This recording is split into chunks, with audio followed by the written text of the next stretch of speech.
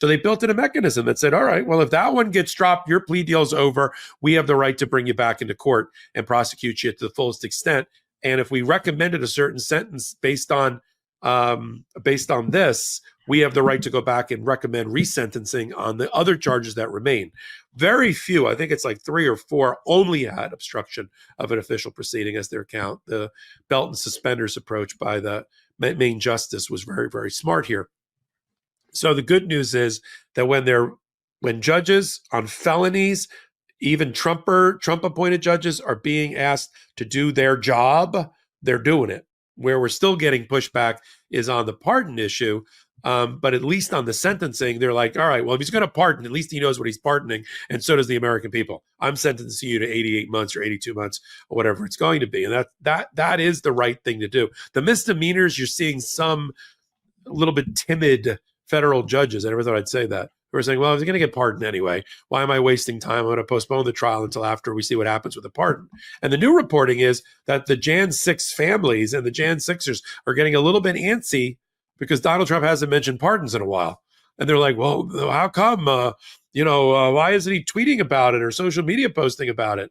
And he's not. And he's not doing that about a lot of his things. I don't know if he's having second thoughts or they're looking closely at some of these people and thinking, maybe, we shouldn't be pardoning people that broke through with Ashley Babbitt to try to assassinate Nancy Pelosi. Maybe that's not a good thing. And so we're going to watch all this. But let me just end my piece on this. Just as we had it with Joe Biden, we have it with Trump.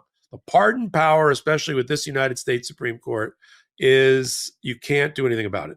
He can pardon whoever he wants, whenever he wants, for whatever he wants. The question of self-pardon is going to be tested during this administration. He's going to be pardoning people that used to be in his cabinet, people that are coming into his cabinet, people that were in MAGA, who were in Congress, like Marjorie Taylor Greene and others, people that were Jan 6ers. I predict 1,500 pardons by Donald Trump in the first 90 days.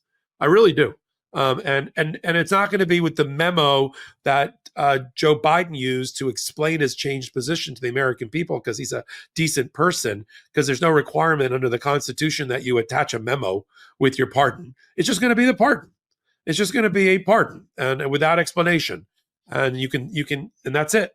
And that's why, back to our original point, we have to use our last remaining pardon power to stop the worst abusive process that we may see in our history in terms of going after, quote unquote, the enemies of Donald Trump, which means United States citizens that are not of his party, and some even of his party.